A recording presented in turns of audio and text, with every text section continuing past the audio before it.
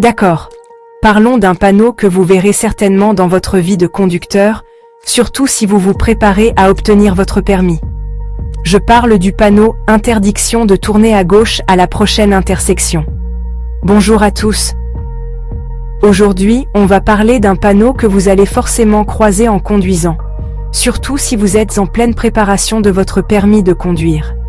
Je parle du panneau « Interdiction de tourner à gauche à la prochaine intersection ». Alors, comment le reconnaître? C'est un panneau circulaire, blanc au centre, avec une bordure rouge bien visible. Au milieu, il y a une flèche noire qui pointe vers la gauche, mais, et c'est là le détail important, elle est barrée d'une ligne diagonale rouge.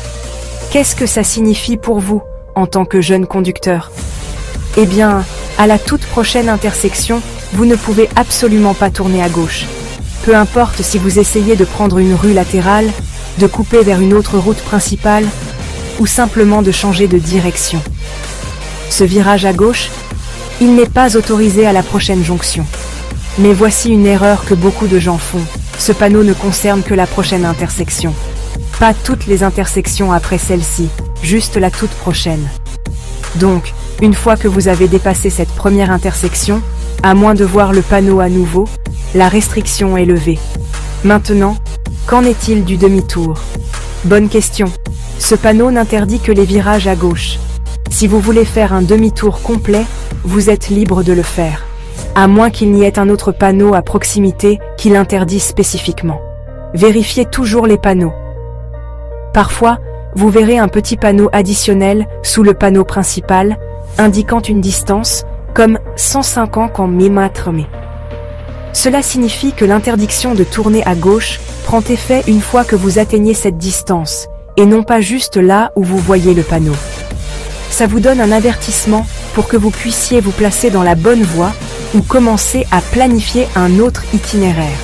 Pourquoi est-ce important?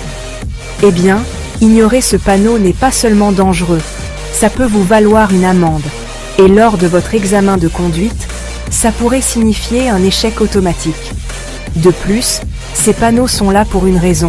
Il peut y avoir une mauvaise visibilité, un trafic dense, ou tout simplement, ce n'est pas sûr de tourner à gauche à cet endroit.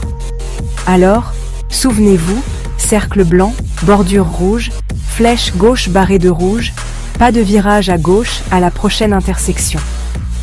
Vous voulez plus de conseils pour réussir votre examen de conduite et rester en sécurité sur la route? Appuyez sur le bouton d'abonnement et activez la cloche pour ne rien manquer.